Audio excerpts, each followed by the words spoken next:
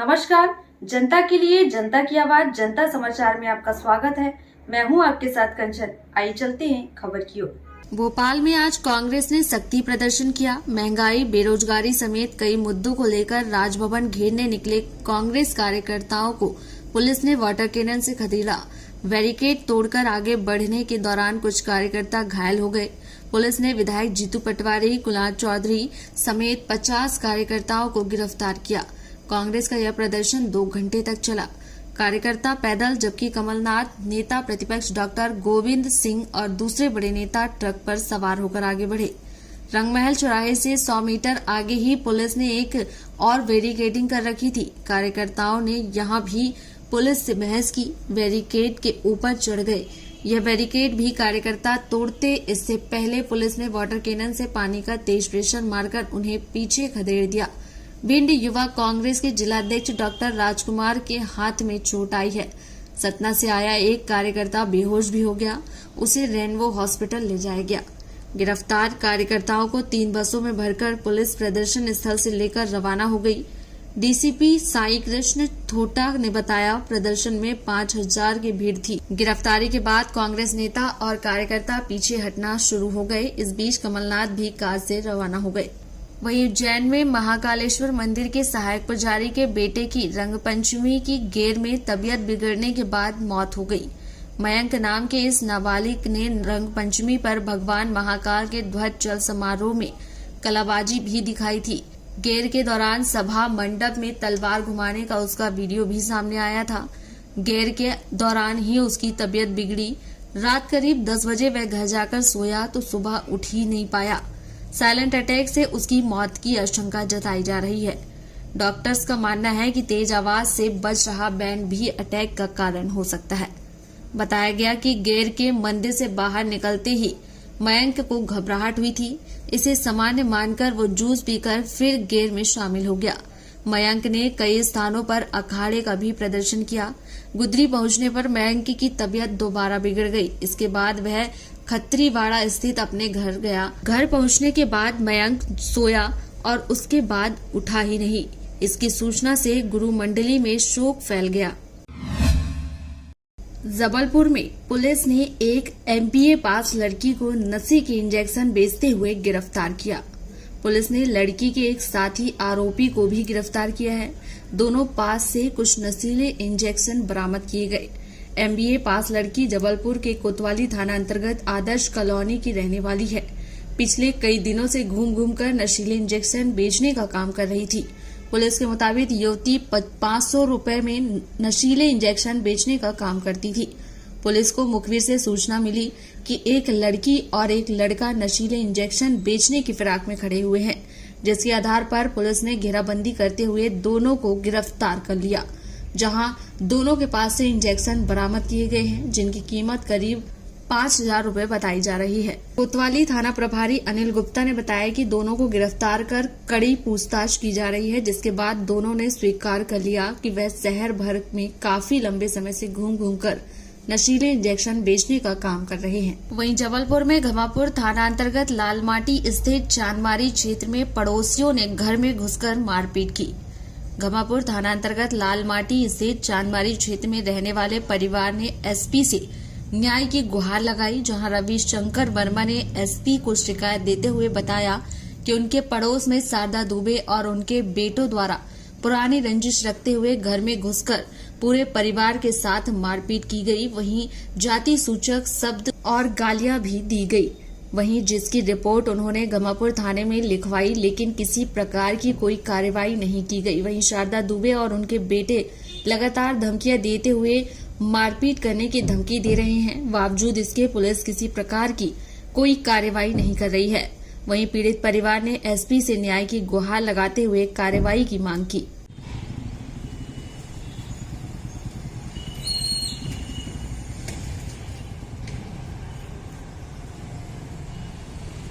थे सर, तो हमने 100 नंबर डायल किया, तो वहाँ से कन्फर्म ये हुआ कि सर यानी कि आप जाइए यानी कि थाने।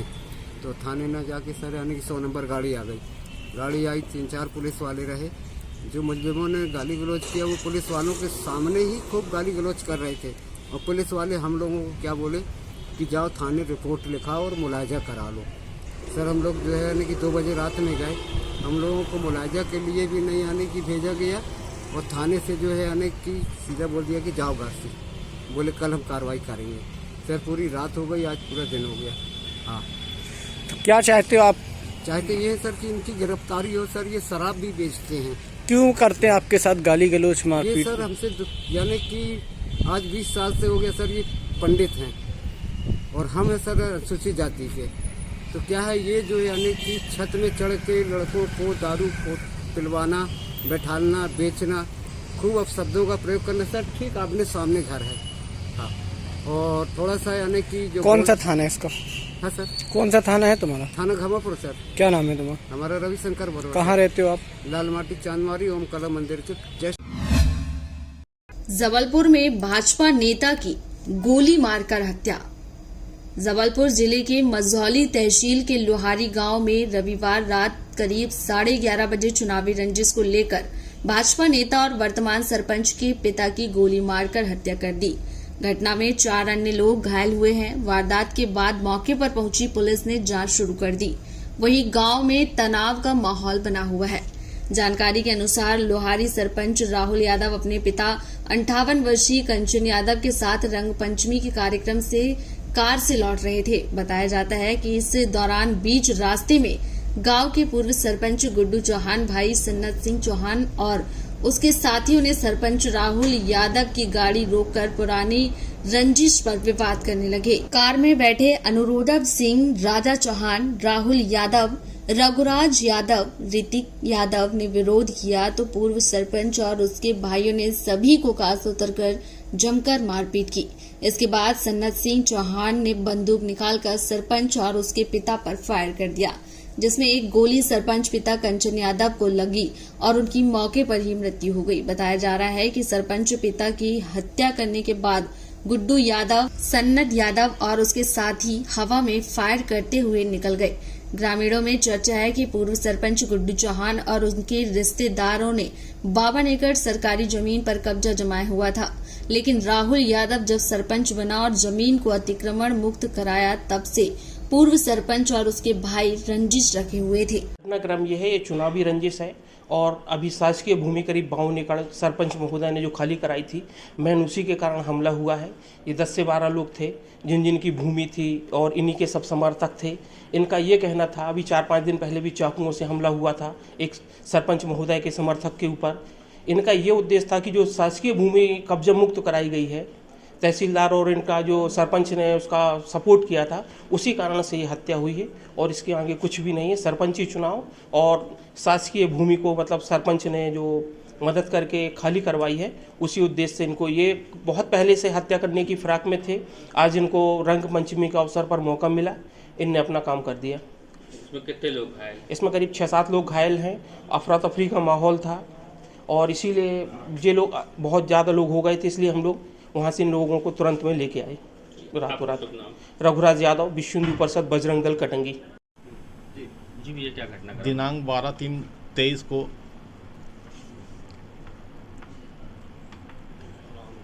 राहुल यादव, कंचन यादव, रघुनाथ यादव, रघुराज यादव रंग पंचमी त्यौहार पर अपने कार्यकर्ताओं से मिलने राधा लोहारी गए हुए थे। वहां से वापस लौटते समय रास्ते में सानंद सिंह, आनंद सिंह, सर्वेश सिंह, आयुष अपने पास देसी 12 बोर की बंदूक लिए खड़े हुए थे। रास्ते में रोककर कंचन यादव के साथ के ऊपर फायर कर घटना कारित की है। आपका शुभ नाम और पद? एनआर सिन्हा, थाना मंझौली। जनता दल यू एक लौती राष्ट्रीय पार्टी है जिसकी कथनी व करनी में कोई अंतर नहीं है। जदयू की विचारधारा सामाजिक न्याय की है। भाजपा व अन्य दल के भोगवादी छल कपट की राजनीति के विपरीत बिहार में जनता दल यू की नीतीश सरकार सामाजिक न्याय की पूर्ति हेतु तमाम विरोधों के बावजूद जातिगत जनगणना करा रही है, जिससे प्रभावित होकर ही देश की बहुसंख्यक आबादी शोषित, वंचित, दलित, पिछड़े आदिवासियों अल्पसंख्यकों का झुकाव जनता दल यू की ओर बढ़ रहा है। वहीं सिवनी जिले में जनता दल यू की सदस्यता लगातार बढ़ रही है।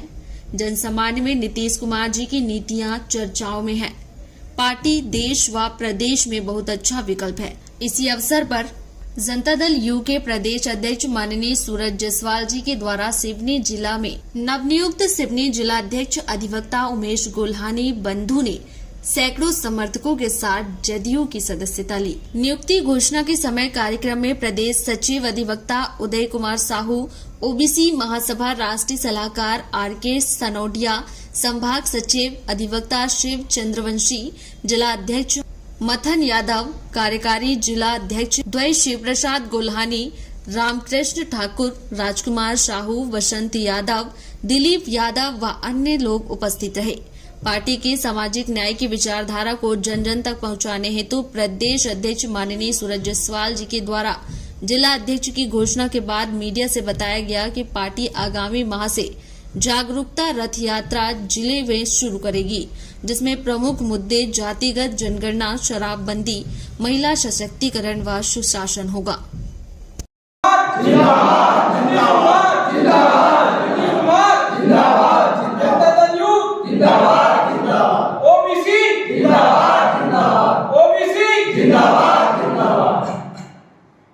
मध्य प्रदेश में जातिगत जनगणना क्यों नहीं? मध्य प्रदेश में